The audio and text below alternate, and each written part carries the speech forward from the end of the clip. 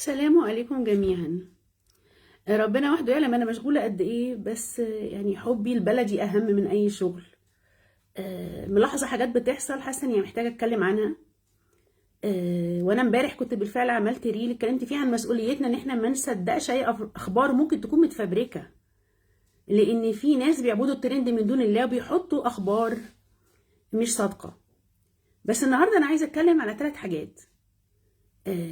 اول حاجه هتكلم على دورنا احنا في مواجهه الحرب الاعلاميه اللي هي من اخطر انواع الحروب. احنا ايه دورنا؟ هتكلم عن حاجه اثارت تاملاتي جدا. الاستاذه نهاد ابو القمصان المحاميه شخصيا عندها اسئله في قانون قيم الاسره اللي على اساسه اتقبض على تيك توكرز. هي نفسها كمحاميه عندها تساؤلات، فامال احنا نعمل ايه؟ وبالتالي وبعد كده اطلب يعني دور للدوله. فخلينا نبدا بنفسنا الاول يا جماعه. اللي انا شايفاه ان احنا مسؤولين جدا ان احنا نتحرى المعلومات اللي بتوصل لنا من كل الاطراف مهما كانوا. يعني ساعات الناس بتصدق حاجات من غير ما تكون موثقه، لان ايه؟ لان تاريخ الناس اللي مثلا بيقولوا ان هم ممكن يكونوا قالوا الكلام ده، بس مش شرط برضو، ممكن حد يكون فابرك الحاجه. فاحنا مش عايزين حد يضحك علينا، مش عايزين حد يستغل ان في ترند فيلفق معلومات. فانا خدت قرار اني ما بصدقش غير فيديوهات. البوستات اللي عباره عن صور فيها تصريحات لناس بتجاهلها تماما، لانها ببساطه ممكن تكون متفبركه. فانا مش بصدق غير فيديوهات وابص لها كويس قوي واتاكد انها مش ذكاء اصطناعي. يعني احنا من ساعه ما الذكاء الاصطناعي انتشر، وانا قلت امبارح في الريل، يعني احنا وصلنا لمرحله ان ترامب بيغني اغاني حمو بيكا باتقان. ده يخلينا حذرين، مش يخلينا جاهزين نصدق اي حاجه. ففي حرب اعلاميه على بلدنا، مش عايزين احنا نقع فريسه ليها. فما تصدقوش غير فيديوهات مش مقطعه وما هياش ذكاء اصطناعي كمصدر للمعلومات. دي نصيحتي المخلصه ليكم. غير كده انتوا ممكن تعرضوا نفسكم ان يضحك عليكم ويتلاعب بمشاعركم وتتحمقوا وتزعلوا قوي ويكون الموضوع متفبرك من اوله لاخره. فده دورنا احنا. بس احنا الحقيقه محتاجين الدوله تساعدنا ان يكون في جهات رسميه نرجع لها. ان المفروض ما دام السوشيال ميديا دي موجوده والناس بتقدر تطلع عشان تعمل ويعني هوس انها تعمل ترند بيخلي الناس ممكن تالف اي حاجه او تفبرك. فالدوله عليها دور ان يكون في رد سريع على الحاجات دي، ويكون في جهات نرجع لها كمصدر موثوق للمعلومات. يكون في مكان كده شغلته اصلا يبص على السوشيال ميديا ويرد بسرعه، وتكون الردود موثقه. لان انا زي ما بقول يا جماعه ما تصدقوش. طب ما هو لو ما فيش مصادر تانية للمعلومات الناس غصب عنها بتصدق. يعني انا امبارح لما عملت الريل اتكلمت على ترند بنت حسني مبارك، فحد قال لي ايه، انا مش مشكلتي في الترند، انا مشكلتي في الحاجات اللي قالتها. الحاجات اللي قالتها ملفات خطيره ومقلقه. قلت له معاك حق، هي حاجات مقلقه فعلا. الملفات اللي هي اتكلمت عنها وتثير الاهتمام، لكن ما هو ده اللي بيحصل، ان عباد الترند بيستغلوا اهتمامنا ويفبركوا بقى صور. اسهل حاجه اعمل صوره واقول فلان قال. يا جماعه يعني طب انا عايزه اتاكد. يبقى دور الدوله بقى ان يكون في مكان او طريقه هي ترد بيها على الكلام ده من جهات رسميه. اللي ذهلني النهارده بقى وخلاني عملت اللايف ده اصلا استاذه نهاد ابو القمصان المحاميه بتقول تعليقا على هوجه القبض على بلوجرز تيك توك، انها مش فاهمه ايه معايير قانون قيم الاسره. هي كمحاميه مش فاهماه، نعمل احنا ايه؟ انا مش عارفه. اما المحاميه تتساءل ايه معايير هذا القانون عشان نقول فلان خالف قيم الاسره فلان ما خالفش.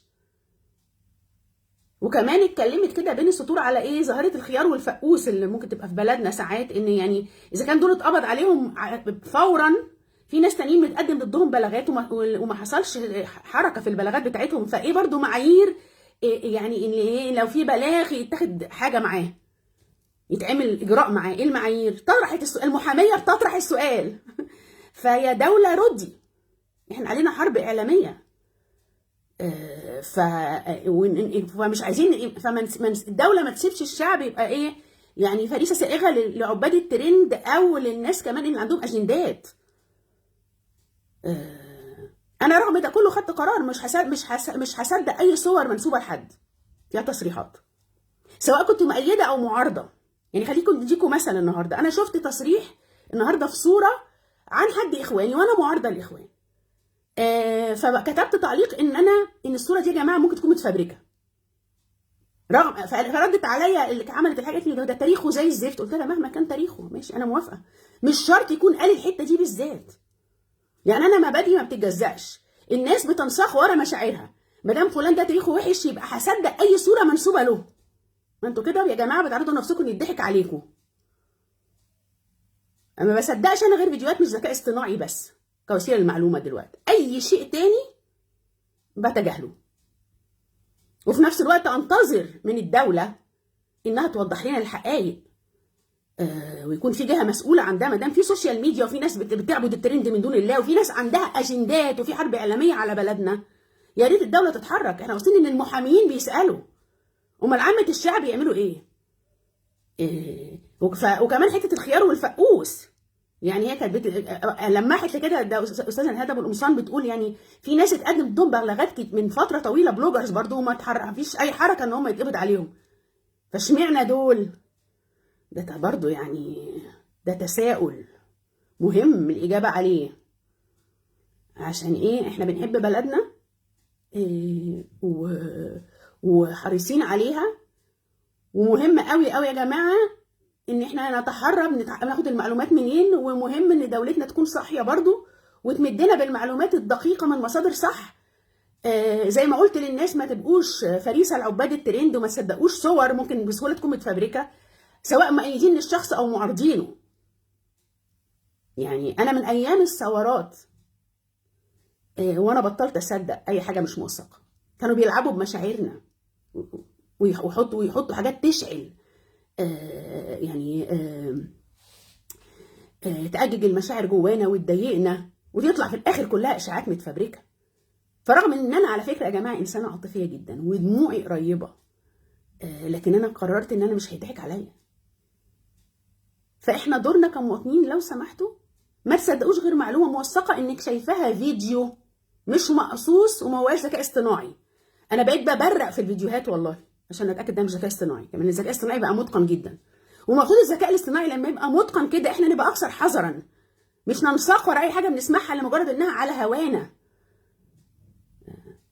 الا لو الناس عايزه يضحك عليها بقى ده موضوع تاني. ما اظنش حد يحب يضحك عليه او يتزيف وعيه او يكون فريسه الناس عندها اجندات. حبنا لبلدنا يتطلب مننا يكون وعينا احسن من كده، والدوله عليها دور ان يكون في ردود سريعه على اي ترندات بتطلع على السوشيال ميديا، والاجراءات تكون فيها عداله، ما يبقاش فيها خيار وفقوس. مش شويه بلوجرز يتقبض عليهم وناس تانيين يتقدم ضدهم بلاغات من فتره طويله ما يتحركش، ما فيش حركه تجاههم. عشان نبقى احنا كمان مطمنين ان في عداله. التساؤلات دي طرحتها استاذه نهاد ابو القمصان المحاميه، هي مش قادره تفهم معايير قانون قيم الاسره، هي مش فاهماها، وانا كمان الحقيقه مش فاهماها، لاني بشوف في الاعمال الدراميه حاجات تخدش قيم الاسره تطلع في التلفزيون عندنا، لكن بيتقبض على البلوجرز. طب يعني ففي معايير مزدوجه يعني، او محتاجين ان الدنيا تبقى واضحه يعني شويه. انا كمان مش فاهمه، بس انا بهت ان المحاميه مش فاهمه. فاحنا مطلوب مننا ايه كمواطنين؟ يا ريت نفهم. الدوله عليها دور تفهمنا، واحنا علينا دور ان احنا ما نسمحش ان حد يضحك علينا او يزيف وعينا يا جماعه، عشان حبنا لبلدنا. اشكركم شكرا جزيلا، وفي انتظار تعليقاتكم، والسلام عليكم ورحمه الله وبركاته.